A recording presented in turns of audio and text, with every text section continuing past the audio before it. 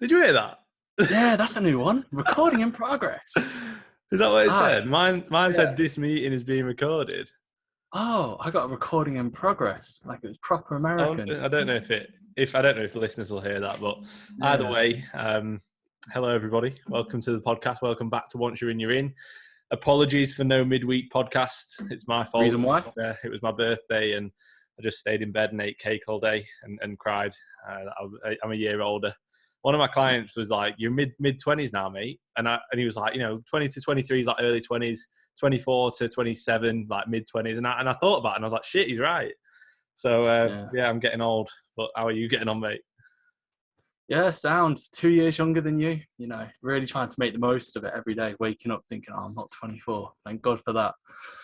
But yeah, the aging process, mate, is depressing, isn't it? I feel like we're both in like, you get to a stage, you're into the real world, and you're like, this is a bit weird. Yeah. Like, you can't enjoy it, but I'm like, I'm going to be 30 before I know it. I know, mate, and I'm going to be there sooner. It's scary. Yeah, like you'll be there, and I'll be like, oh, mate, I'm 28. I got to enjoy the rest of these years. Mate, I was saying to one of my clients, I think he's 19.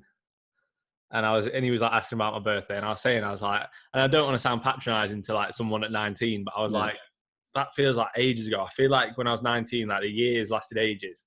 Now it's like, and this sounds stupid, but it is. They just fly by, and it's like what everyone says. Oh, as you get older, they fly. Like the years get faster. But like my mum and dad say the same thing. So like, I'm gonna be that old person that someday. I'm already there now. I'm telling people now.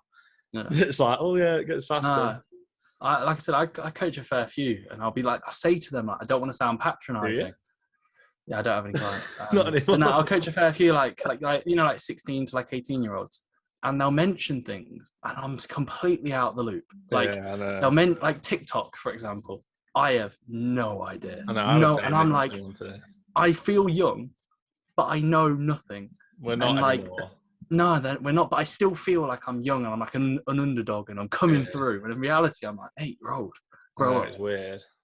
Yeah, I know. You'll always have that though. Like you'll always have that mentality. Anyone you speak to that's older than you will say, "Yeah, that never changes." You'll always feel like young in your head.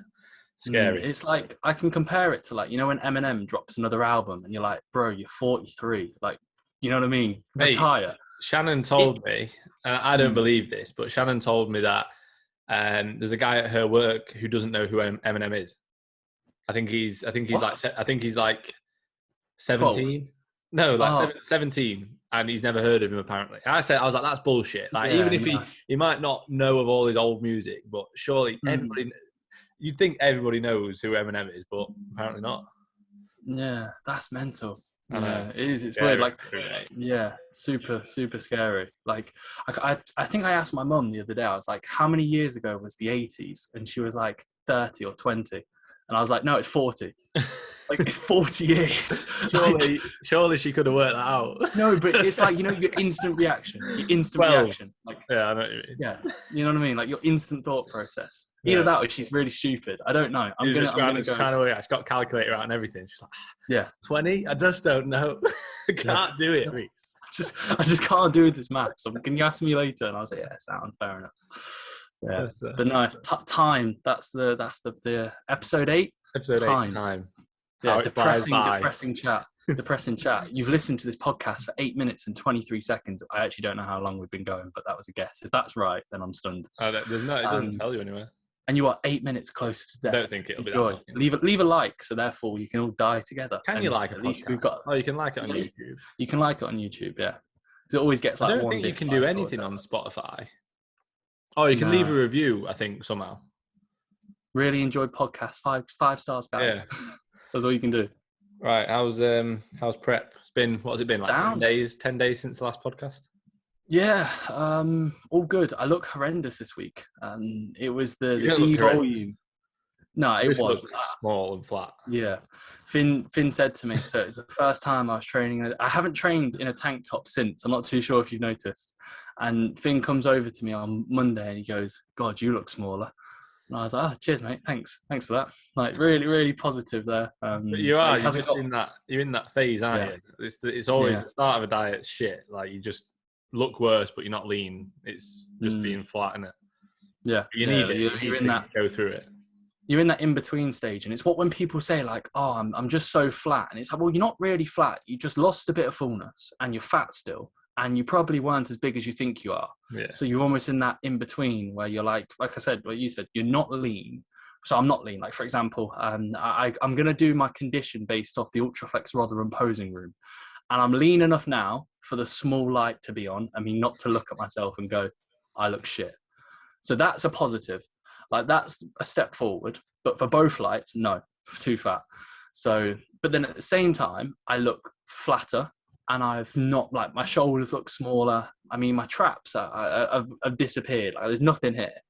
Arms, just, there's like, I'm lucky I've got vascularity and my shoulders have a slight bit of like roundage, but yeah, they just look a bit flat, look a bit fat, and not the best. And I think compared to the D volume, that didn't help, because obviously volume's lower, therefore the amount of blood going through, the amount of fullness you usually hold after a D volume anyway, is sometimes a bit less. So yeah, probably from a visual aspect, the worst week I've looked. But like little things, like I'm pinching myself, and I'm not saying like, oh, I'm shredded, but like pinching myself thinking, wow, I'm so shredded, is this real? Yeah, seeing myself like I'm in a dream.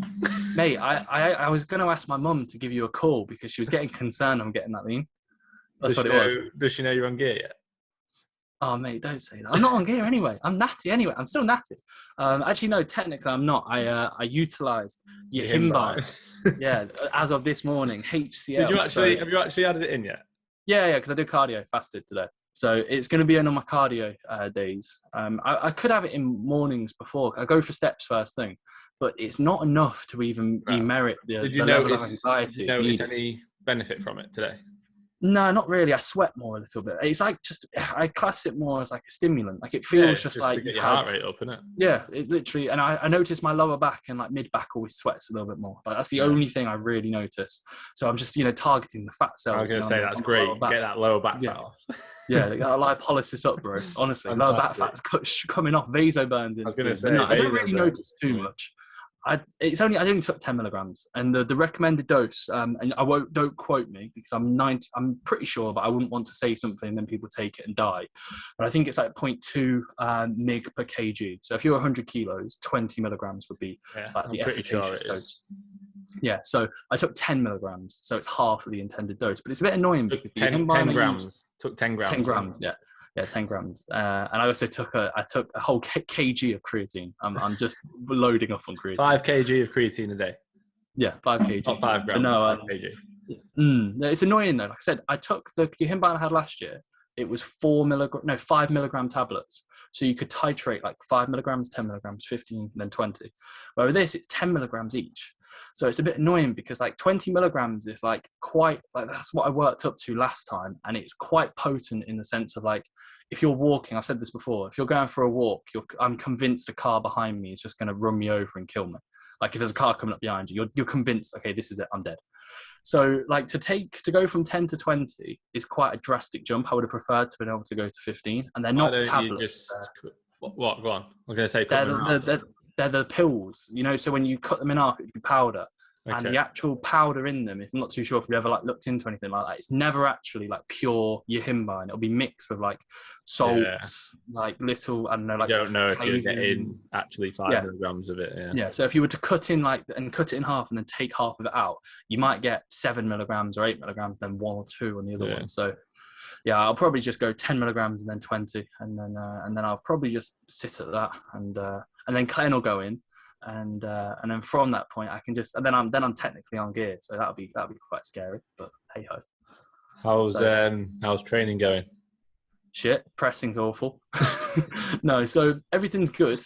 Pulling is good. RDLs are back in. It's quite funny to think I'm 6 kilos off a lifetime PR on the RDL, and I don't feel like I'm anywhere close to like the upper boundary.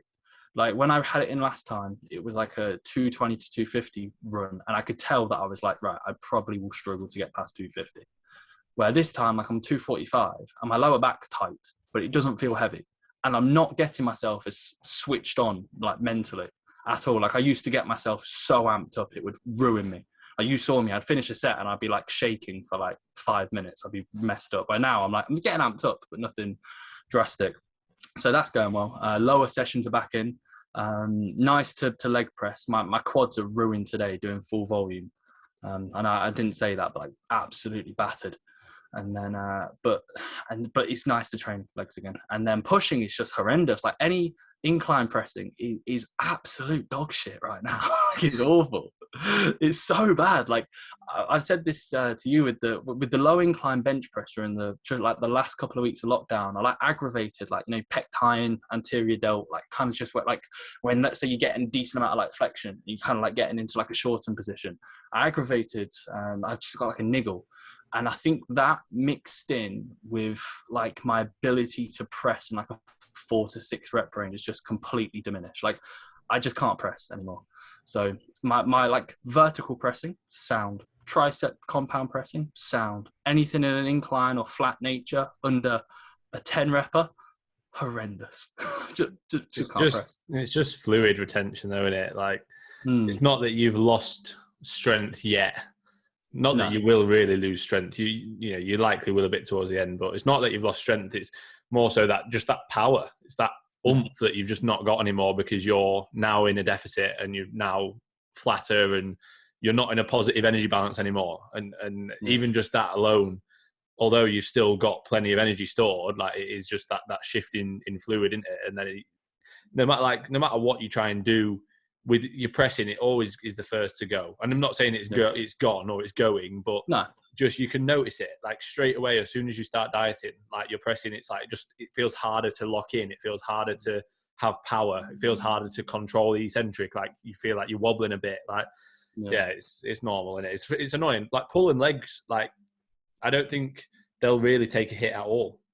No. Like, I don't think mine did. I think obviously my RDL with my back just wasn't great anyway, but even so, I maintained my RDL numbers like the whole way through prep, even with my back being fucked. I don't think really like your pulling numbers or your leg numbers will diminish. I think your pressing will, but I don't think the others will.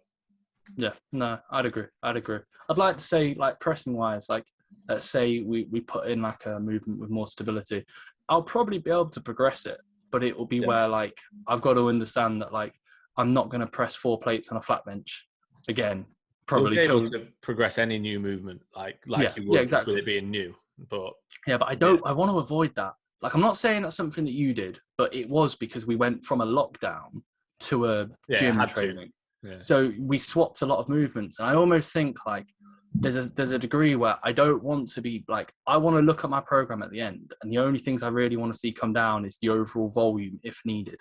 I don't want it where my movements are completely different. And, you know, like you see people and they'll be like, oh, switching this in, switching that. And it's like, well, you're just making it easy for yourself. And then, yes, you can progress it for 3 weeks, but like, congrats, you're learning the movement, you know? It's all well and good having a movement in for a month and then swapping it out. Mate, you could progress every month, but you wouldn't really progress, you know?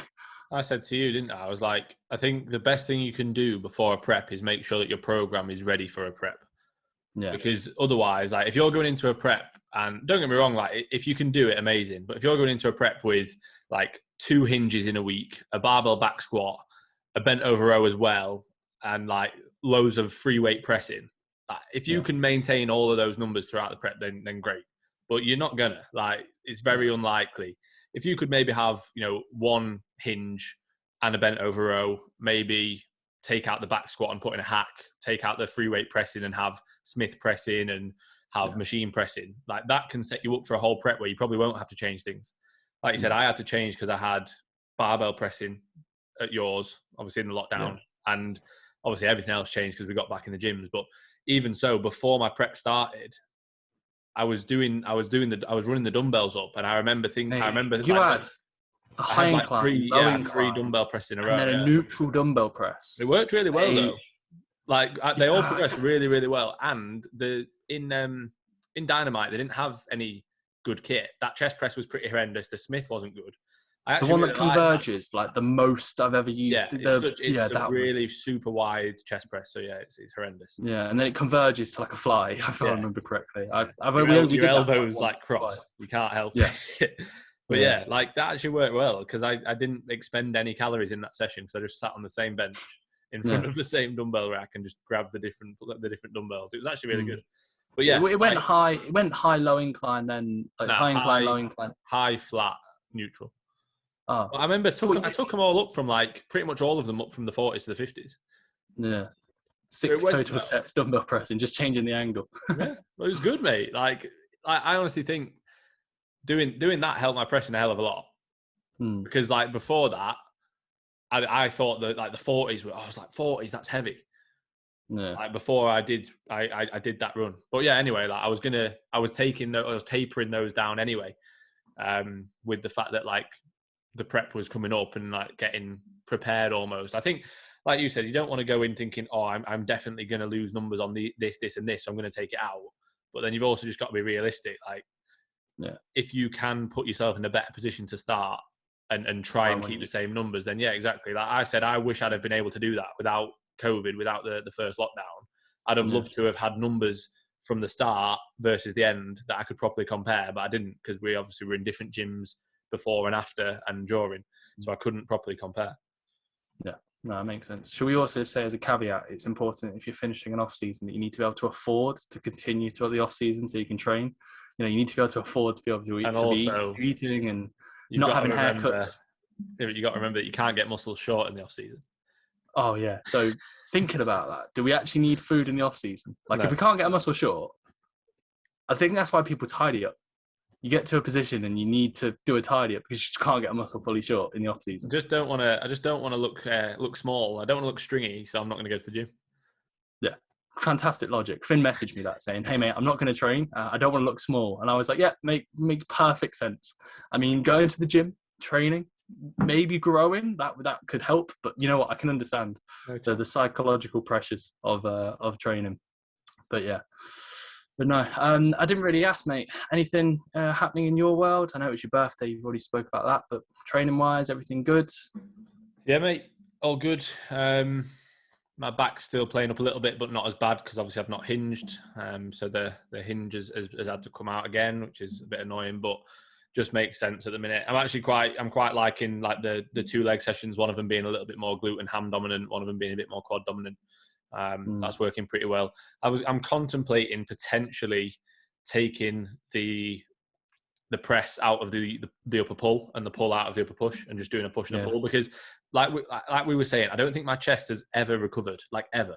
Like it always feels tight. Like it recovers enough to train it and still progress it, but I don't feel like ever going into a push session. I don't feel like, oh yeah, I feel good today.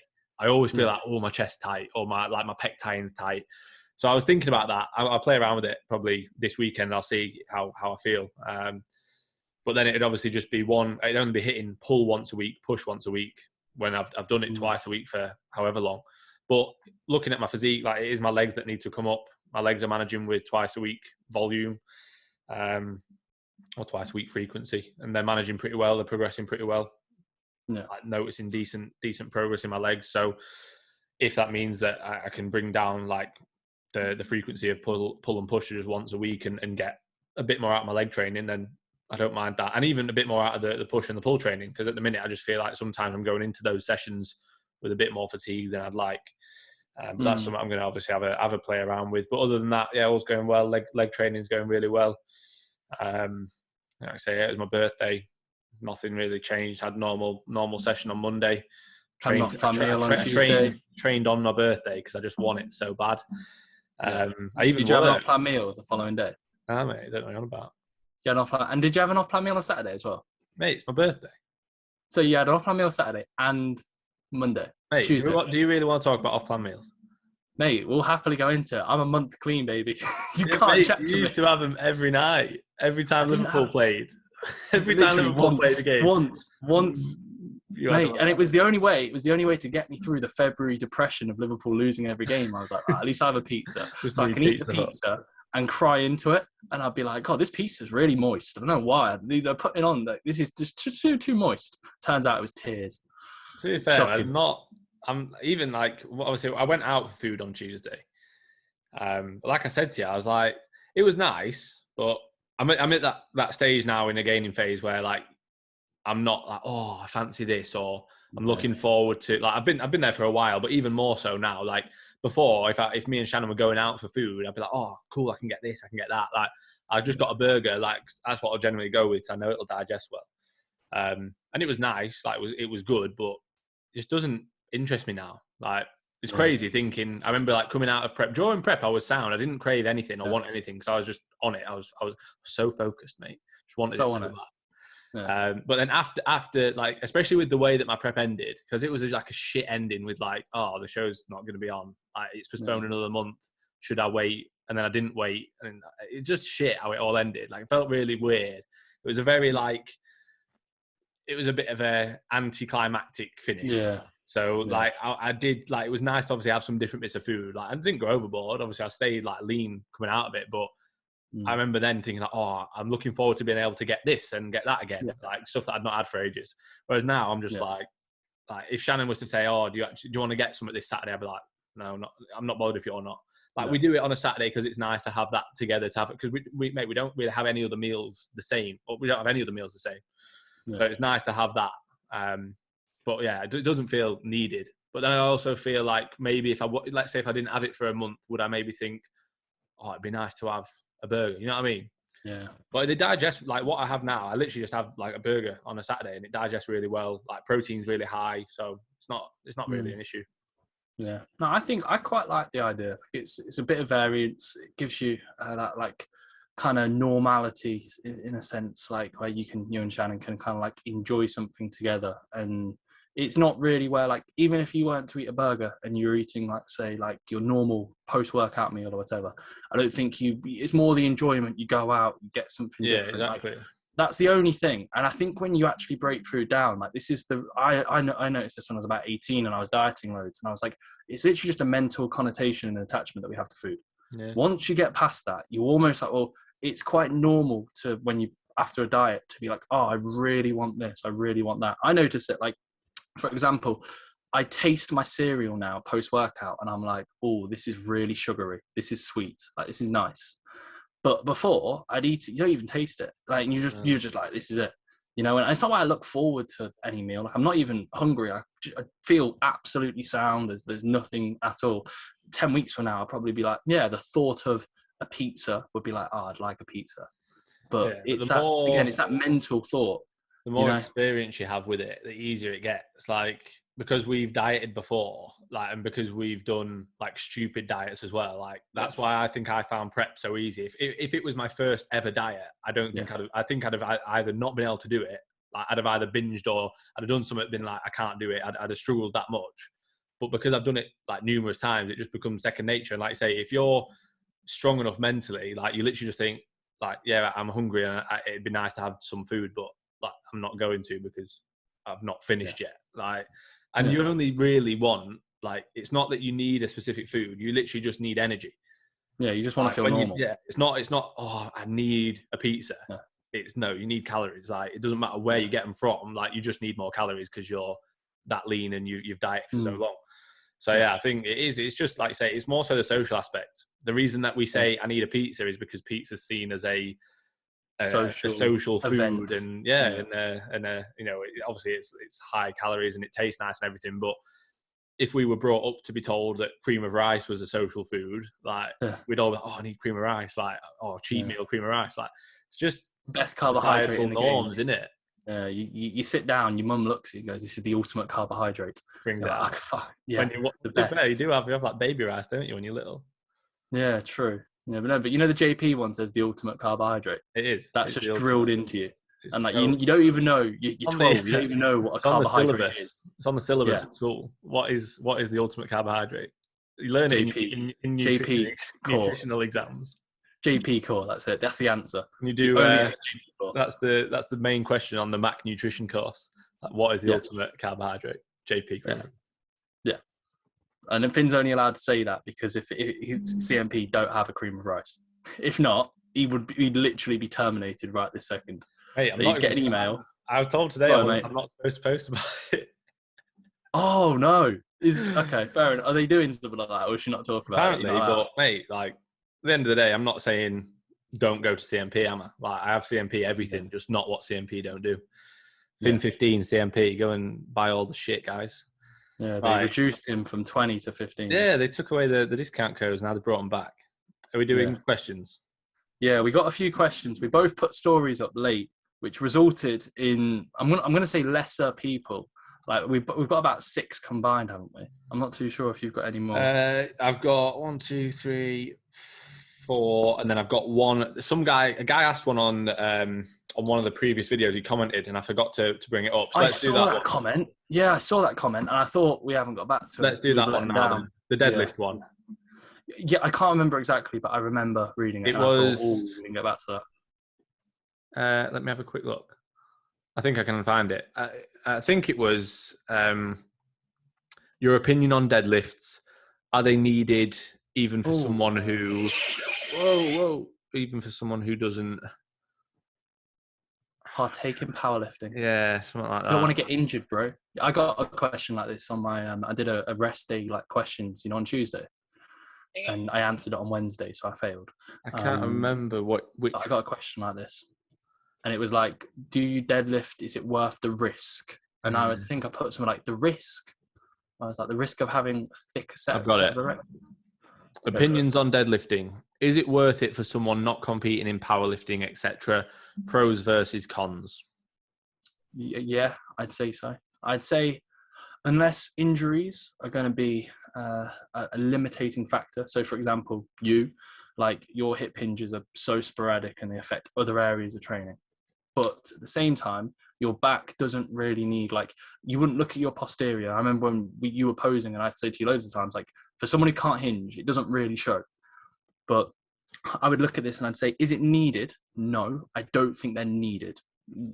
Prime example, and I'm not saying your back's fantastic, but in general, your back is decent, your posterior is not horrendous, your hamstrings aren't great, and your glutes are all right. But in general, you wouldn't look at your back and say you need more. So I wouldn't say it's something that's needed, but I would say if there's no injuries and it's not a limiting factor for anything else in your training, it would be almost silly to neglect one of the main movements, should we say, of a hip hinge, whether that's an RDL, stiff leg, below the knee rack pull, deadlift, whatever it's going to be.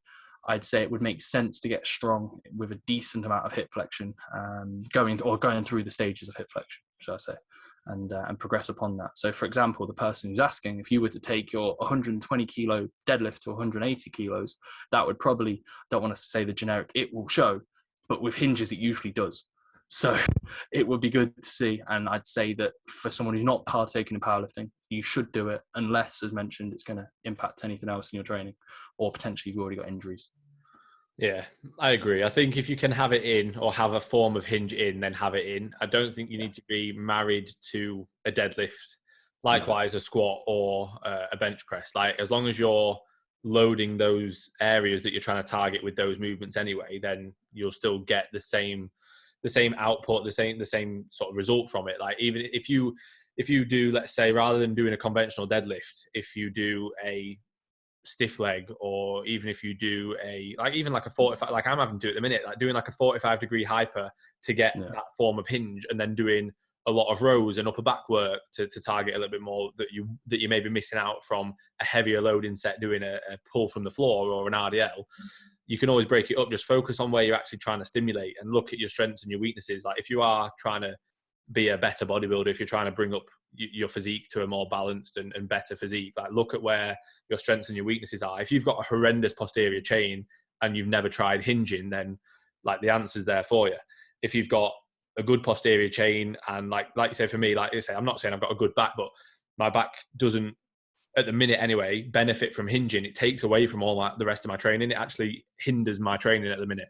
So if I can break it down into doing a 45-degree hyper, some form of hip thrust, and making sure that I'm focusing on a good amount of rowing and upper back work to sort of almost imagine breaking what I would get from a deadlift down into 3 or 4 different movements. If you have to do that, then fair play. But if you can hinge, if I could hinge, it frustrates me that I can't. I'd love to get a real good run of hinging going. It's the one exercise that I said to you before where I feel if I'm not doing it, I almost feel like I'm missing out. Even though I know you're married to that thought process. That's almost what I think is a shame. But it is that thought where, like you said, you can break it down and you can. Yeah, you can break it down. I just still don't think it's the exact same. I think you can make it similar, but it's likewise if you couldn't press. Like, you can still do flies, but is it going to be the exact same? No, probably not. Like, you can still stimulate the pec fully. You can still take it to complete failure, but the total load isn't going to be the same. The overall enjoyment of that exercise isn't going to be the same. But does that mean that it's not going to result in as good hypertrophy? It's hard to say, because if you're still taking it to failure, you're still training that muscle, effectively, and you're not causing further injury. Like, if you look at it from a wider perspective, you are going to get more out of your training. Like, that's the exact, like myself is a perfect example right now. Like, hinging, it'd be great and it would benefit my physique short term if I could do it, but I can't at the minute, and it's taken away from elsewhere. So I need to leave it out and make sure that I'm getting more out of my training overall. But if you can do it, do it. Like, I would say, and that doesn't mean conventional deadlift, just any form of hinge that you can stay tight on and progress. Yeah, I'd say as well, like what you mentioned, you said like it's not going to affect your physique to a drastic margin if you can almost break it down. But then at the same time, I'd almost argue, well, if you think about it, you're going to split it up into like 3 or 4 different movements to get the same amount of stimulus, or not the same amount of stimulus, but the same sort of, let's say, stimulus in each specific muscle group. And I'd be thinking, well, psychologically and physically, like there's not really much better for the bang for your buck, time efficiency, sets performed, than a hip hinge. So like, for example, with you could say, well, yes, you can still target your lower back, you can target your glutes, you can target your hamstrings in like a length and range. But would that be better if you could just do one movement, get them all ticked off, and then you could place more emphasis on more, let's say, more body parts, or potentially put your energy in elsewhere, So you look at things like that, and there's always ways to go around it. But I also think as well, and a lot of people, I was like this, and I bet you probably were, a lot of people are just scared of doing the stuff that's quite challenging. And they just look for excuses, and they don't want to do it. I never used to deadlift. Like, I never used to want to, because it was hard. Like, not even just the, not like, oh, it's hard to. It was like the technique. The technique is hard. To learn to hinge is hard. It's the hardest skill in the gym. When I was PTing, the hardest thing to teach people was to hinge properly. It's not as easy as just saying shift your hips back. You've got to literally like show them exactly how, like you say, putting a stick behind their back to make sure that they're not flexing their spine. Like, it's the hardest thing. But once you learn to hinge, you can do anything, because it carries over to your squat. It carries over to even just your posture on a rowing movement, on a pressing movement. Like, if you can't hinge, your pressing's likely not great, because you've probably got like a kyphotic posture, so you can't pin your scapula back, and you don't understand how to. So hinging it's a skill. So most people won't. They'll try it once. They'll wake up the next day and their back is ruined because they did it. And then they're like, oh, I can't do it. Can't do it. Yeah. I remember I used to I'd squat every 3rd day, and I'd always press. But like, I never used to be able to fit deadlifts in. And the only reason why, psychologically, I would be like, well, I'm going to be ruined after them. Like, I'm going to be battered, and it's going to affect the rest of my session. And therefore I'd be like, well, I'll just do mediocre bent rows. And like, I would just stay away from them. And this is probably, and like you see, mate, my deadlift form, like, I don't really deadlift too much, but my back is incredibly tight. And that was because when I first started training, I deadlifted loads. So I used to deadlift loads, and I built it up to like a 4-plate, I think it was like 4.5 plate deadlift at like 17. And I remember, like, I was like, this is just not enjoyable. Like, it's ruining me. Where that was poor programming. I was training pretty much every day. Like, it wasn't good. And I definitely could have optimized it. But it was where, like, I would shy away. And if someone said to me, why do you not deadlift? I'd probably give a bullshit answer. And I'd be like, I don't know if it's worth it for me. When in reality, it was me subconsciously being like, well, I just don't really want to do them because it's that hard.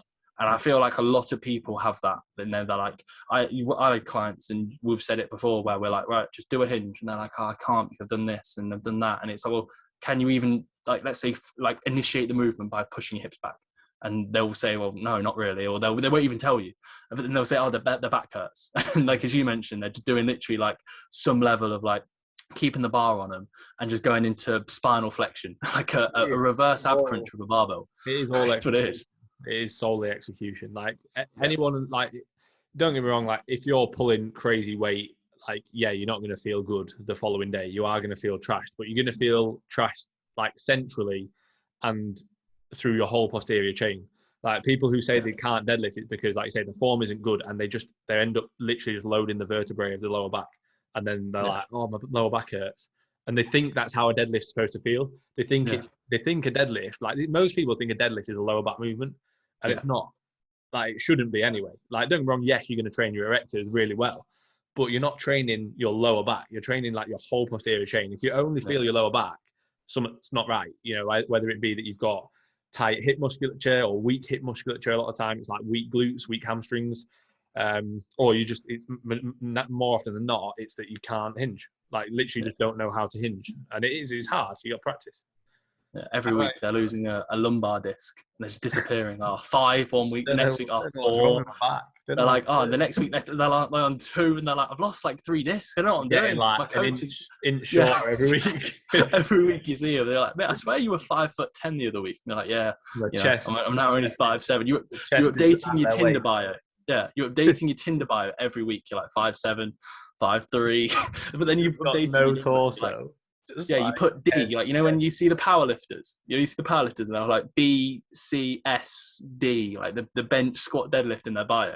Yeah. Their numbers are going up, but their height's just coming down. Imagine. Class, nothing better. Right, I've got one from Joe with 3 as instead of the E. So fantastic that, like, you know, 3 says E. Yeah, like my email is R33C3. It's horrendous, your email. Yeah, it's shocking, isn't it? Well, I have a Reece Fitness email, but I have my Google Sheets linked to that email, so I just have that one on my Mac. So, yeah, I have my gamer tag on my PlayStation as my email. Absolutely shocking. And the worst thing is, I think, you know, the Go Cardless, that's signed up with that email. I know. It's appalling. People will think you're trying to scam them. I know, yeah. But anyway, we'll carry on. Okay, so this is a good question because I actually like the thought process of this. I'm not too sure if we've answered this before. How to plan a legs pull, and then he said a leg push exercise selection-wise. So I think leg push, if I'm honest, no, I wouldn't want to really. Like, you could program it. As in quads or no, leg like and push? Leg and push. So like it would be like I wouldn't want to do that. Like if you were lateral press and then your leg movements, but you wouldn't want to be doing like a cuffed clav fly towards the latter end, a post leg press. Jesus Christ. So he's saying like a full pull day and a full push day, as in like legs and push. Like it basically glutes, hams and back, and then quads and chest and shoulders. Yeah, I think so. A split. Because I've had that before. Like people have said to me, "What would you recommend, upper lower or legs pull and legs push?" And I'm like, upper lower. Like, why would you do legs pull and legs push? Imagine trying to train legs pull next to legs push, like back to back. Yeah. So you're just training legs the day before, training legs again. To be fair, maybe you could do like a hamstring. Like you could have just a posterior day. And then you could literally do like a leg press, mate. Imagine you're going from the flat bench to the leg press. But that's what I couldn't imagine it. You do hamstrings. Let's say you do hamstrings and glutes the day before. You can't just say that. Oh, I won't touch my hams and glutes on the leg press. Like unless you wear a band on a leg press. Oh yeah, unless you wear a band. It's a quad dominant movement, but you can't just be like, oh, like my quads. I trained my glutes and hams yesterday, so they won't get involved today. No. Like when I was at Progress Works and I had my feet on the leg press, and to get range, I had my feet quite high up on the leg press, and I had a guy come over to spot me, and literally 2 seconds before I go into the set, like he looks at me, looks at my feet, goes, "You just doing glutes and hams, bro?" And I was like, "No, go in." I was like, "Right, get switched on." So just before a set, you're doing glutes and hams, like, and then I'm doing a set. Then you put your hip circle on, and then he's like, now I'm doing glutes and hams. Yeah, now I'm doing glutes and hams. Now I'm just doing abductions. Can you not tell? I've not got my hip circle on. Yeah, I'm not doing it. But yeah, so basically, if you're trying to plan a leg pull session, this is actually something that I quite like because I don't think there's much research, not research, that's a poor word. You can program a leg pull session very dependent on what you need, but there's not really like a set blueprint to go off, in my opinion at least. I think push sessions and pull sessions and lower sessions, there's almost a set routine. If you were to look at our programs, like there would be a lot of similarities. And yes, we're in the same circle. So you could say we probably have the same beliefs, but there would be a similar kind of thought process. But for a leg pull session, how would you be thinking to initiate it? Would you be focusing more emphasis on lower, or would you be doing on the other? Again, I'd say it just depends on their weaknesses. I think you've always got a program based on someone's weaknesses. Like if someone's doing a leg pull session, like and if they've got a crazy good posterior chain, I'd almost think like, do you need that? Do you need like a leg pull session? Could you not separate things around? Like, so I would first of all question whether you even need one, because it's a demanding session as well. Like, and I think a lot of people like the sound of it. Oh, leg pull, it's a cool session. It's got a deadlift and it could have a hack squat in it. Like, but if you're not even able to take a set to failure, like, just focus on doing that first. Focus on your basics first. Yeah. But in terms of programming a leg pull, I would have probably first I'd have a hamstring curl. I think. Hey, you miss adductors every time. You're not doing adductors. Or you could do. You don't have to though, because if you have like, I don't know, it depends. Would you have legs? Yeah, you could have adductor on there and on legs. If you do it in a 4-day split, you could do it like 4 days across the week. But then, mate, like we've said before, you're then doing, like, imagine doing an adductor, ham curl, some form of back movement, and then trying to hinge. I probably wouldn't do that. But I would go. That is what we've done before, though. That's what a lot of people do. Yeah, and psychologically, it's challenging. Yeah, like, you're not battered by then. And I think you could manage it. And you could even manage doing the hinge right at the end of the session. But in terms of the load that you're going to manage by doing that is going to be a lot less than what you could do. So, yeah, I think I would probably do 2 of those movements. So I'd do like an adductor and a pull down, or a ham curl and a some form of pull down, some form of single arm, or even a pullover. I quite like a pullover, especially if you've got a pullover machine that you connect well with, and then do a hinge. But yeah, I find the leg pull a little bit of a, it's not like you say, there isn't like a direct, I'd do this, this and this. I'd always have a look at the person and their strengths and weaknesses. If they've got a great back, but their lower body's weak, even if you then still have a leg pull, I probably wouldn't feel the need to put in anywhere near as many back dominant movements as lower dominant movements. Yeah, I'd personally, this would be a blueprint I'd go off, but again, challenging. I'd probably go adductor, hamstring curl, single arm pull down. It's like something to get the lat short. Huh? What? And then are you not hinging? No. Then a hip hinge. Mate, that's literally what I just said. Yeah. No, you didn't continue from this point. You didn't. Mate, I said, imagine. Then I go for a row. You said I wouldn't do that though. I went. I said adductor, hamstring curl, pull down, and then some form of hinge. And I said, I'd struggle. I said I'd struggle. You said I wouldn't do that, and now just said.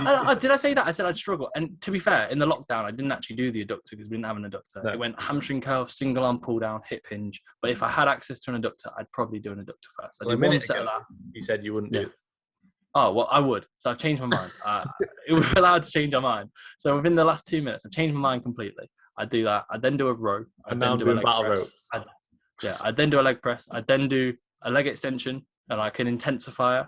And then I would do battle ropes, supersetted with calf raises, supersetted with the hanging ab punches. So I hang off a surface or whatever, and Finn punches my abs. And I just sit there and I like take it for about a minute. And then, like, we're really both sweaty, Finn's palms are bleeding, and I'm like, oh, cheers for that, bud. Done such a good job there. And then battle ropes again. And more then more battle ropes. And we have to mention fitness 45 times in the, when we're doing it. Like, you have to say it. Say fitness. Yeah, doing this for fitness. Every movement. Yeah, and then we also have to get you. So you're like, I've given up on bodybuilding completely. I'm not even a bodybuilder. I'm just a physique guy who has shit legs. So I don't train properly. And even though you want to be a bodybuilder, you're going to give up on your goals as well and just start doing battle ropes as well. Even though you still, those battle ropes aren't productive for you, you're going to do it. And you're going to be like, oh, I just feel so much fitter. Well, no, we'll hire someone. We'll hire someone we know who's just going to go faster. Someone we know, yeah. More. Down the fireman's pole. Come on. Yeah, cheers, mate. Yeah, down the fireman's pole. Yeah, Fitness Factory. There's a fireman's pole. It's absolutely shocking. Absolutely shocking. Imagine. Oh, there's a gym. Have we even answered that question? Yeah, that's it. Spot on. Joe with 2 threes. Hope you're happy, mate. I would say, sorry, Joe, because that wasn't a direct response from either of us, but assess your physique and your strengths and your weaknesses. If your legs are weaker than your back, then have a little bit more lower body movements in it. If your back is weaker than your legs, have a bit more pull movements in it. But also assess, do you actually need a leg pull session? Yeah. Well, mate, he's got a fitness account called JGS Fitness, and he's 17. So he doesn't really need a leg pull session. Like, You're going to get some free info. You probably don't need a leg pull session, bud. Upper, lower, and train at least 5 times a week, 6 times a week. Just do 2 on, 1 off, upper, lower. He didn't look bad. He looked good. He looked good for his age. So I thought like maybe a bit more. Maybe you could do like a pull push lower, upper, lower. And that's at the absolute maximum. So 5 sessions per week, get strong. You don't need a leg pull session. You just need probably 2 leg sessions per week. Spot on. And you need probably 2 pull sessions. Your time. You know Kieran Daly. I think that's how you say his surname. Oh yeah. There's not an I like Daly. Yeah. When he was at Progress, I thought it was you because he wore the same jumper as you. Yeah. Every time I was like, God, Finn looks a lot bigger. He looks bigger, yeah. Yeah, Finn looks massive. So Kieran, he's a good lad. His sound is Kieran. He's put, considering the absolute shite gyms in Luff, which is Loughborough for those outside. This is a good question. This is a really good question, this. Yeah, but you're just going to absolutely shit on all the gyms, and then someone from the gyms will listen and think you're a twat. Mate, you don't even get many views. No one's going to listen to this. I don't. It's not just me. Just because you're in Loughborough, you don't want to be walking around Loughborough being like, "Oh, people are going to be scared of anytime fitness." You only talk about one gym, Progress Works, and you shit on them every time so bad. And they're nice. Like, don't get me wrong, yeah, it's not a nice atmosphere, but like in there, I almost feel like if you went in and they knew what you'd said about it, they'd be like, "Fuck off." I know. I probably got a price on my head there. I go in there and someone's got a bounty on me. I'm like, oh fuck. Anyway, so yeah, he put basically, because there's no good gyms in Loughborough, where should I travel to next year? Where should I travel to train? And then he put go to Progress Works. A second question. Cheers, lads. Love the pod, by the way. Cheers. That's not a question, mate. That's not a question though, so we'll appreciate it anyway. You said second question, or did he say second question? No, he put it as a second question, but it's not a question. Oh. Yeah, Progress Works. Like, the kit is great. You can't fault the kit. The kit is probably the best around here, but it's just the atmosphere. It's just not a great atmosphere. I'm not going to say the people in there, because it's not just the people in there. There's people in any gym. There's always in every gym, but it's more so like the layout, the lighting. It's just a bit hospital-like. Yeah. But the equipment is great. Like, I can't fault the equipment. And I think anyone who isn't really, really, really serious about training, Progress Works is great. Like, and even people who are serious about training, if you can switch off from everything else, it's still a really good gym. Like, don't get me wrong, in prep, it was a bit annoying, like some of the people in there. But because I wasn't talking to people that much, like obviously I was just talking to you, I kind of could just, I almost could see past it, that it was a bit of a shit atmosphere and that, because it was just like, right, we just go in and focus so much on myself. But when you then go and compare it to like Evo or Ultraflex, it is very different. It is very different. I think personally, I could train there, as long as they don't kill me or attack me. I think I could train there if I was on my own and I just had my headphones in. Yeah. I think I could train there. The kit sound, like, it's all Cybex kit for people that haven't trained there. Like, it's got a Cybex hack, Cybex leg press, every bit of Cybex kit for upper, and I mean it's got a bit of Fanatic now. It's got like a super high row, chest supported row. It's good. It's got really, really good kit. But the leg room, we've said, is like a hospital with the lighting and how it's laid out, and like as well with the leg room, because it's so small. If there's like if you're on your own in there, it's sound. But if there's a few people, like you're waiting around for kit, if like you're behind somebody, so let's say someone's on like the same kind of session as you can be waiting around. It's not, and it's just a bit negative in there in the sense of atmosphere. And like we can blame people all we like, but at the same time, like you're part of it, and you can't, like, there's people there everywhere. So Progress Works, if you can get your headphones in, maybe train at a different time. Like, I wouldn't be wanting to train there at like our time. I'd want to train probably first thing and just get it. Then it'll be the same thing. Yeah. It's the same thing anywhere. Like, if you train at the same time, there's always the same people in there that always end up wanting to talk about whatever. Like, and especially. Or punching. Or punching you. Yeah, you walk by. If you train on your own, it's almost worse. I think because we train together, like, a lot of the time, especially at like warehouse, people don't chat to us that much because they know that we're just getting on with it. Yeah. But again, that's respect. And I don't think there's that much respect at Progress Works. People don't respect as much that you're getting there and getting on with it. Yeah. You know what I mean? Like, I think and also it's bigger at warehouse, so there's less chance that someone's going to be getting in the way or whatever. So I prefer warehouse. Obviously, at the minute, like warehouse is good. I quite like it. I think it's big enough to the point where you can do your own thing. People aren't on top of you as much. The kit is so inconsistent. We will say, like, some of it's good, some of it is diabolical. Like the decisions when it comes, like they got rid of like a Life Fitness seated ham and a Life Fitness. No, the Life Fitness leg extension is still there, but it's on its last legs. That ain't got long left. That leg extension ain't making it to 2022. That's for sure. Like that is ruined. It's all Watson kit. So like basically, I'm not too sure if like people have used Watson kit in the past. Like I would ask, but obviously nobody can reply. Poll in the top right corner. Have you used Watson kit? Yes or no? But in general, Watson kit is pretty subpar. There's some bits are alright, but like the leg extension, ham curl have these like adjustable like back points. Not even adjustable. They're moving. No, they're not. They rotate. Just as you sit there, you can't lock it in. Yeah. It's horrendous. So imagine like you're on a leg extension, you reset, you like you're the final rep, you reset, you pull yourself down, and the back pad switches when you initiate the movement. Oh my god, my erectors have just popped. I've just lost a disc. L5. I'm now on to 2. Yeah, I'm down to 2. I've lost another inch of height. But yeah, so I like warehouse for that, and I'm a bit perplexed about how they deal with the weight situation for certain individuals, like putting weights back. I think the delivery could be better, and I'm not a massive fan. Like I don't go in there and I'm like, oh, I can't. Like I would never go in there. I can't wait to talk to the owners or the people that work. I've got nothing against them. They seem right, but just like, you're right. That's it. Evo, like we get on well with the owner. He's proper sound. Yeah. The atmosphere is great. Yeah. It's almost like a mix of the two because it's got some better kit. But it's not got amazing kit, but I'd say it's got like better kit than warehouse as a whole for the most part anyway, not for legs, but for what we train. Obviously we have up or down that day. Yeah. But then it's a smaller gym, but it's got like a bit more of like a family environment, but like a nice kind of family environment. But again, there's still gimps. There's gimps everywhere, isn't there? Yeah, there's the music there good. The owner's really, really nice. Like gets on well with us, and like there's a lot of respect there in the sense of like it's just a nice place. Like whenever we're there, we always say we like it here. Like it just seems like a normal kind of gym. The only downside is that's a lot further out than from Loughborough. It's like 40 minutes from Loughborough rather than 25 for warehouse and 20 for progress works. Yeah. Well, you could say Premier is basically Premier's 20 minutes. Yeah, that's a copy of Progress Works in the sense, isn't it? Like same Premier sort of and kit. Progress are very similar, yeah. Yeah, very similar kit. Like atmosphere is probably the same. Like not fantastic. Yeah, I'd say Progress Works has got a bit better kit.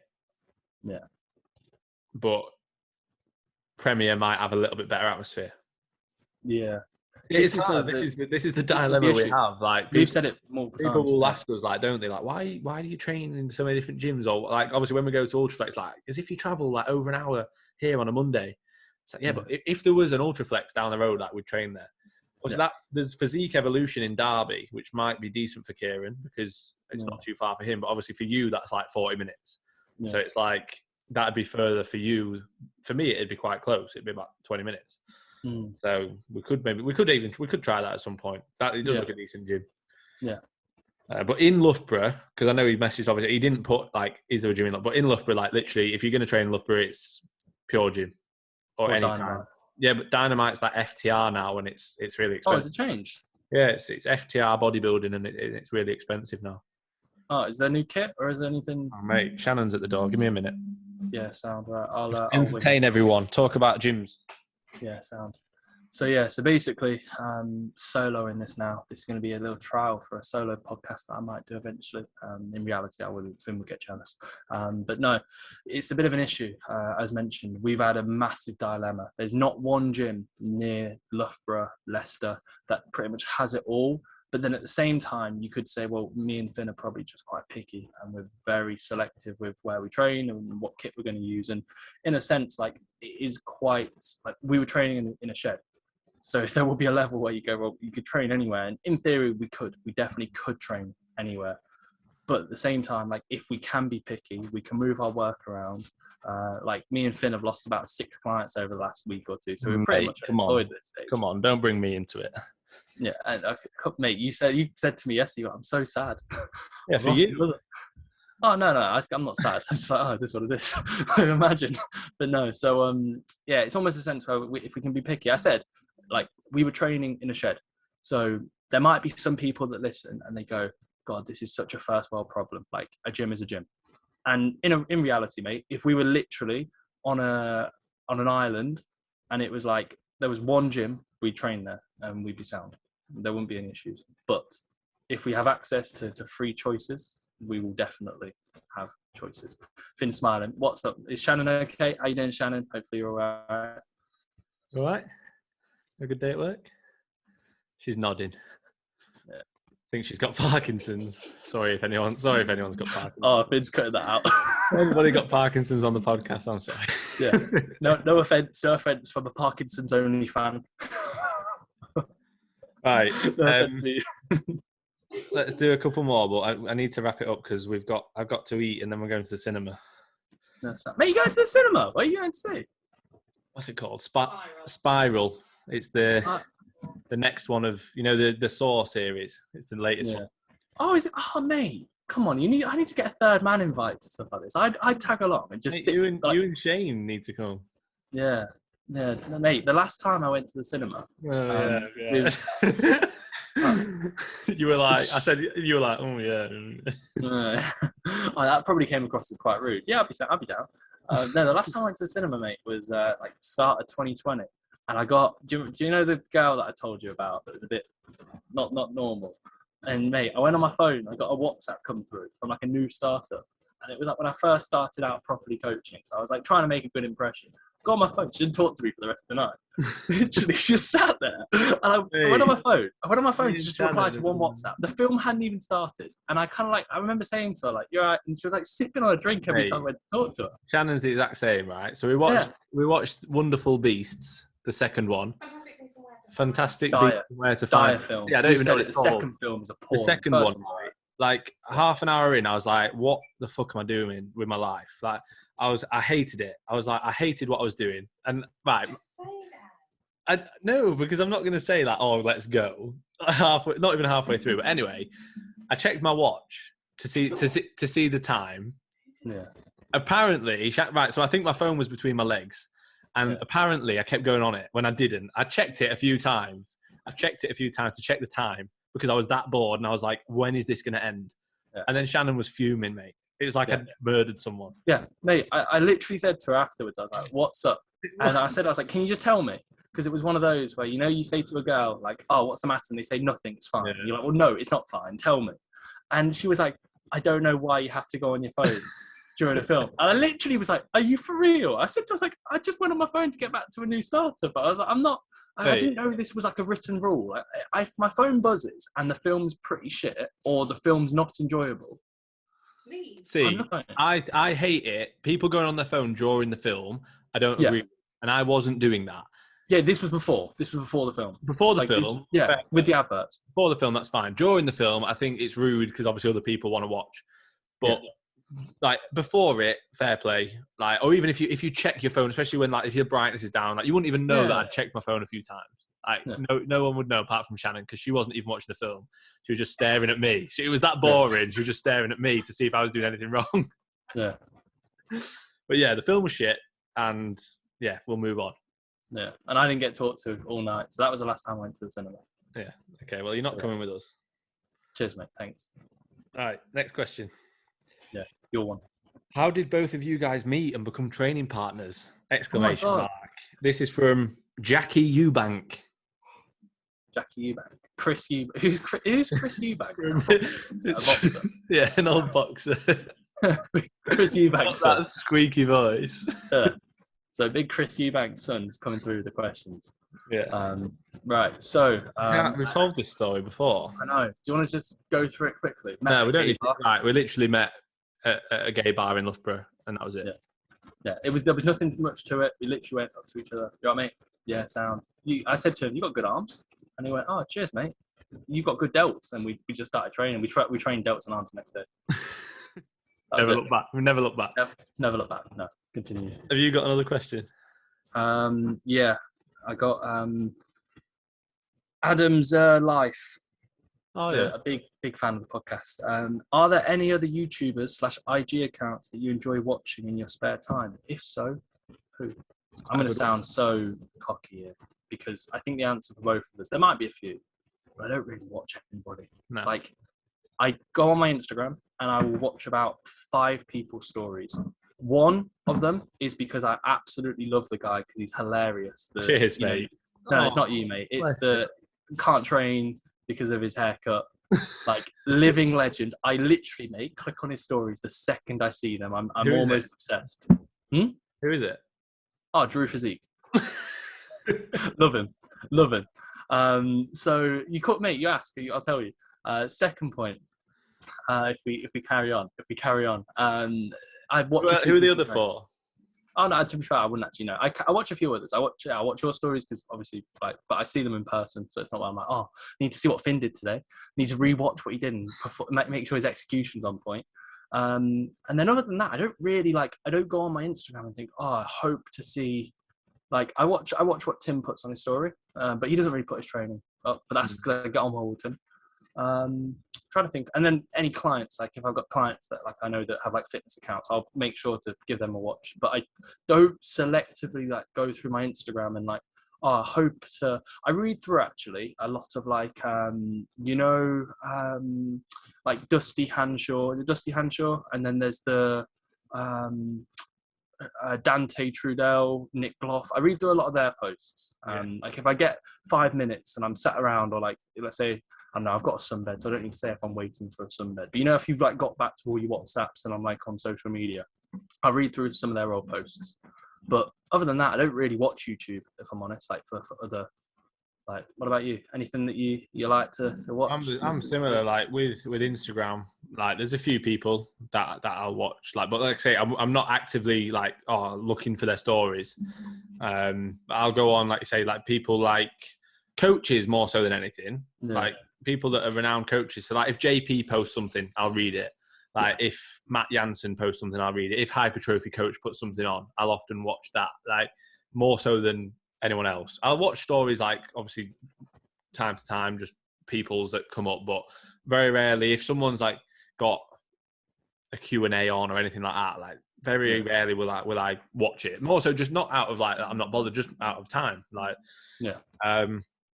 and with YouTube, like I literally just watch football stuff. Like I don't really watch.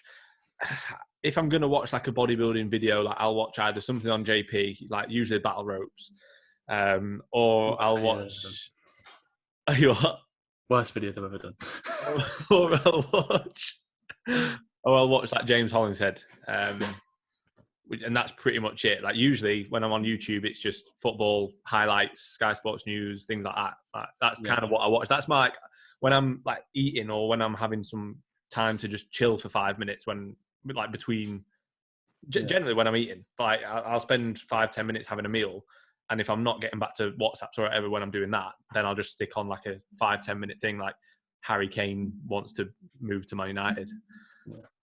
Yeah, like the football classics are ridiculously good to watch. Yeah, like, you know, like you can type in like a Champions League UCL like football classics, and I'll be like Man United versus Real Madrid. You know, when R9 got. I never type anything in, like just see what's recommended and like that. But literally, it's when I'm eating. I don't think I'll ever really watch YouTube when I'm not eating. Like if me and Shannon are going to watch something, like we'll put Netflix on. Like we won't sit really and watch YouTube. Yeah, that's the thing. I don't watch, like literally I watch like half an hour of Netflix, but I've never watched Netflix on my own. I can't watch TV. I need like more you got stimulus. Like, then just like I find it bonkers how people can sit there and just have one thing in front of them and be like, this is normal. I just get bored. I'd be like, dedicate time to it. Like on an evening, like obviously like after we've trained, I'll get home and like usually when I'm eating my post workout, as long as I've got back to all my work or pretty much have, that's when we'll put something on, which is like the last half an hour of a day when I'm just trying to chill out before going to bed. But like, I don't get how people can just like sit and watch shit all the time. It's like, if that was me, I'd just think like, surely I get it. Like, when I was younger, I'd play like Xbox a lot and whatever. And like I've said to you before, I wish I'd have spent that time like trying to build a business. But then you wouldn't have enjoyed it. Like I did enjoy it. But even like now, when people are like our age or older and they just spend all of their free time like watching TV, it's like, have you not got something to do? Yeah, there's not much thought process though. Remember when you're there, like when you were there, you don't think about it. Like, it's annoying because when you're busy, you crave the time to chill. But when you chill, you're thinking, this is horrendous. I need to do something. There's always something in the back of your mind, though, because even when like you're chilling, like even when we're chilling, there's always something thinking like we've probably got a WhatsApp to get back to, or an application to get back to, or we're thinking about a client post or some form of marketing content, whatever it may be. So it is hard to like fully switch off. But I'm going to switch off at the cinema tonight. I can't wait. Yeah, turn your phone off because you do not want to get told off. I won't even want to go on my phone. These films are mint. I proper like the Saw films. Yeah, I've watched the last one. I haven't watched this new. Obviously, when did it come out? Come out recently? Or? Yeah, I think it came out the other day. Yeah, I think so. Like cinemas have only just opened, haven't they? So I think it just came out the other day. Was that from Monday, like the 17th or whatever? I think it was 17th. But our cinema didn't open. Oh, is it open tonight? No, Wednesday. Oh, it's gonna be busy. Yeah, open on Wednesday. Right, your question. How does it feel to be bigger than Reece? Asked by Finn Kelly Coach. Asked by Brad Steelyard. You know, Brad. Oh, mate. Yeah, he followed me as well. I didn't follow him back. I'm not going to now. I'm going to I'm going to DM him. I'm going to be like, mate, can we leave this agenda out of it? Like, I want an apology. Like, mate, you have to answer it because I can't. Like, congrats. Is that what we say? Congrats. I'll answer it. I'll say I'm not bigger than Reece, but I know how to out-angle him, and I know how to get my good body parts in a photo. So it makes me look a little bit bigger. Not bigger than Reece, a little bit bigger than myself. Yeah. Like you see, I'm bigger than me. You see that photo of me, you, and Tatenda, then you see me in person and go, "That's not the same guy." Yeah. No, I don't. I think you're selling yourself short. I think in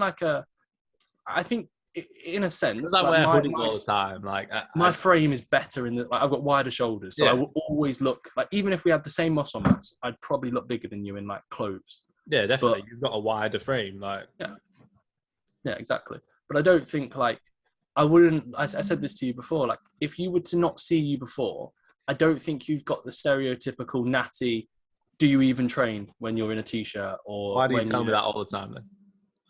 Oh, because like, you know, I just want the best from you, bro. Why does Shannon say it? Shannon's going, wrap it up now. That's what she's saying. Right, sound. I told her when she got home, I was like, I'll wrap it up. Okay, can we get the outro from Shannon then? We'll only wrap up if she does the outro. So she has to come onto it and say, thanks for listening, guys. Catch you next week. I don't think she wants to. I want to get through the rest of the questions. All right, go for them. You go. Biggest fan of the podcast asked a question. Guess who? Oh, like literally number one fan. Oh, Tatenda. Yeah, big. Mate, Tatenda doesn't like me. He only asks you questions. Because I'm nice. He actually said to the person that you're a twat. Yeah, you're approachable. I'm a dickhead. That's what he said. No, number one fat. Number one fat fan. Number one fat fan. Number one fat fan to Tatenda, you need to diet, bro. Imagine. Number one fat reporting in. Number one fan reporting in. Sorry, Tatenda, you're not fat at all. Can you go over your approach to a deload, such as when do you know you need one? Is it a case of decreasing load and sets, or just one of the two? Are the sets going to failure, etc.? P.S. Don't out-angle me in pictures again. What a legend. What an absolute legend. Next time you can stand 6 foot closest to the camera and it'll be close. He was done so, like, for his current training, like, age, he was done so dirty. He should have been at the front, like, by a lot. And, like, because it was so mean. Like, we pushed him to the back. He's got his arms crossed. The middle guy always looks smaller. Yeah, the middle guy always looks smaller, no matter what. Oh, yeah. I feel bad for him. I'm surprised he shared the photo. Like, I know he reshared it on his character to Tender. I knew he'd take it. It's character building. Yeah. Yeah, we'll see him again in, like, 3 years, and he'll be huge. And we'll be like, yeah, mate, we built you. And then we'll be like, coaching slots available, and we can take a photo of him and put it on our coaching pages. That'll be it. But first for the once you're in coaching, that'll be to tell. Yeah, once you're in coaching, first client, second client DP. We said that as a joke, didn't we? We were like, when he was like, well, but you both coach me. I'm like, yeah, sound, no. But no, to continue. So I like to break it down. Yeah, I feel like we did. We'll just give an overview. Yeah, go on. So there's two approaches, main approaches: devolume or deload. A devolume will be where you bring volume down in the session. A deload will be when you basically say, right, maybe 3 to 5 days worth of full rest. The main purpose of this is to mitigate fatigue. So it's basically just to bring fatigue down to a normal kind of position. So I usually prefer with myself a devolume approach. So basically I would reduce total volume by maybe 40 to 50%. So if I'm bringing my sets down from 2 working sets, I'd bring them down to 1. I'd take away all intensifiers. I would take away any 50-50 reps. And therefore that kind of leads me into a position where I can still progress my numbers. I usually go for like a mixed hybrid approach between a top set and a back off set. And then from that point, the following week, I go back to normal volume, and I've almost brought fatigue down to a range where it's not exceedingly high. Mentally, I'm far fresher, and then I can probably push on for 4 to 5 weeks. Now, the rationale behind usually a deload or a devolume is it's not a sense like it's called a deload, and this is what gets annoyed because people think you have to reduce the load, and in reality, the whole basis of a deload is actually to bring volume down. It's not actually to bring loading down in the sense of like acute 1 set per movement loading or whatever it's going to be. So I usually, as mentioned, prefer to go for almost like a hybrid approach between sets and reps. So for example, if I was to do a top set, I'd do like a midpoint or maybe a top set and 1 movement and a back off set on the other. And to conclude, sorry, Finn, I've stole this answer completely. But when it comes to like when I think you should know because you'll know.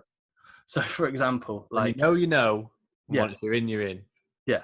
But you'll know. So I always think like, are you feeling motivated to train? How is your mental like cognitive function outside of training, during training? The main driver I find is when you're 4 exercises into a session. It doesn't have to be 4, 2, 3, whatever it is. And you're like the thought process towards finishing the session. If you're counting down the numbers and you're thinking, oh, I've got this, then that, and this, then that, and then I'm done.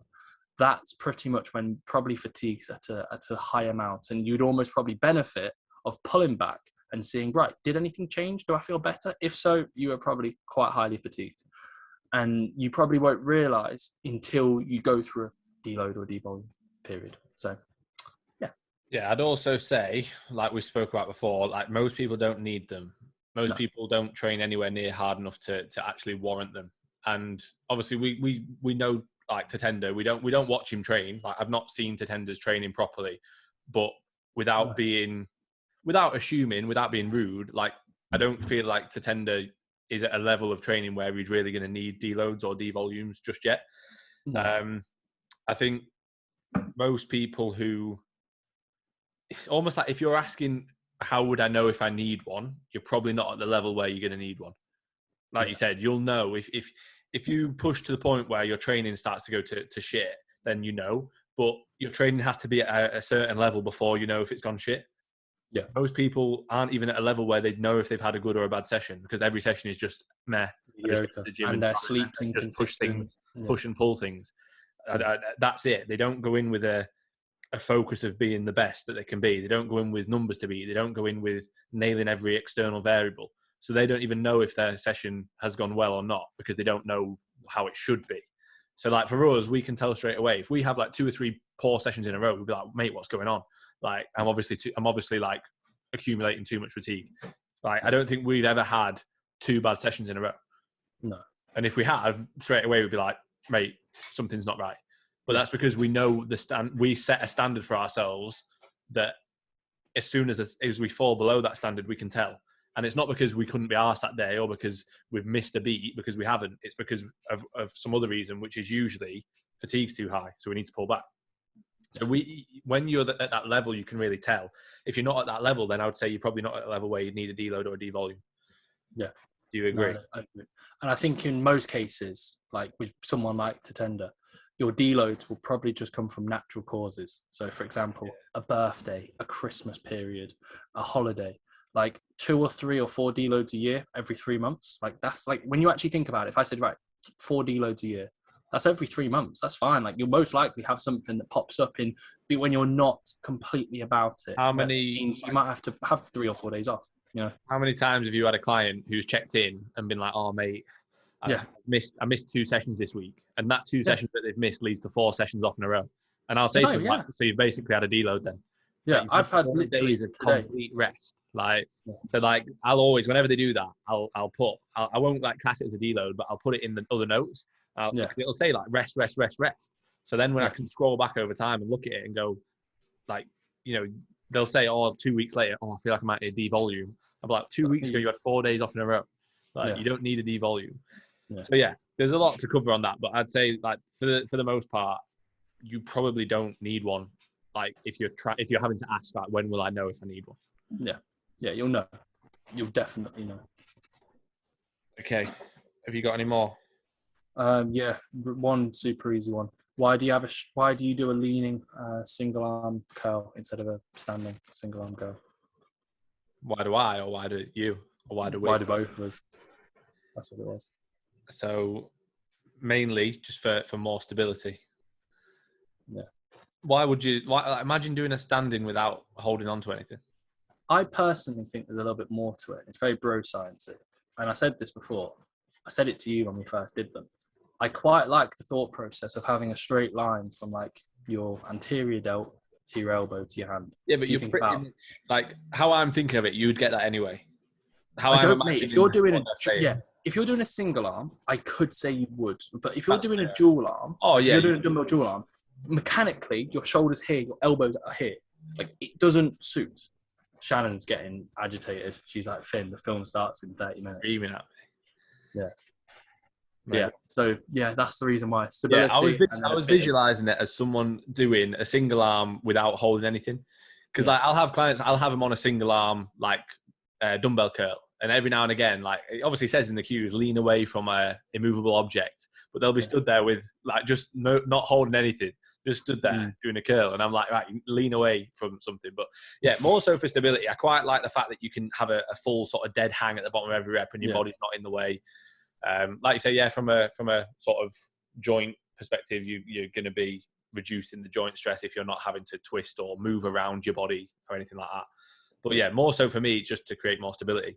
If you're doing a single arm, any way that you do it. Agreed. I think that's all of them. That everything. Yeah. Right, Shannon, get here. Outro now. Do it. She's not even. What's she got? Downstairs. She's currently crying at the thought of you going out to the cinema in a CMP t-shirt. Mate, I've got a Nike t-shirt. Oh no, I thought you were going to put something on. But, the CMP I thought I was going to change into my CMP t-shirt. What are you wearing tonight, mate? You wearing anything nice? You dressing up? Or are you just going in? Mate, I'm ready. What trousers you got on? You going on anything? Just joggers? Joggers, mate, yeah. Mate, I said this to Shannon the other day. When we went out for food and golf, I was so uncomfortable because I had jeans on. Yeah, I thought that. Yeah, I saw that. Yeah, and like that shirt jacket thing, mate, I was really uncomfortable. You know, when we go on our bowling excursion, I said this. Yeah, are we gonna wear like anything? Like, what are we wearing? I don't want to wear anything like. I'm not bowling. Anything. We don't have to wear anything if you don't want. Nah, me and you bowling. We'll film it for the podcast. Naked bowling. Get a POV shot right before you throw, and you have to lean over. You're like, oh yeah, get up right up there. That'll be good. And then like you turn around, when you get a strike, you turn around so forcefully, quickly, and then you look to the bench and you're like, strike. It's like a kid's party on the next leg. Yeah, you're banned for life. They've took photos up and they're saying that's it, you're done. You ain't coming back. All right, come on, wrap it up. You can do the outro, mate. Right. So, episode 8 of the Once You're In podcast. Thanks for listening, guys, as always. Next time, ask us some more questions. However, in a sense, we've done quite well with the time. We've only had a few questions. I think this was a bit more just chit-chat. It always is, but it's more one where we kind of just went through a few things. It was the longest we've gone since we started without doing a podcast. There was just so much to cover in the 10 days we haven't had a podcast. So, as mentioned, appreciate all the likes, the subscribes, the follows, story tags if you're watching on your Instagram story. It's always appreciative. And other than that, we'll look forward to the next one. Catch you guys later. Bye-bye.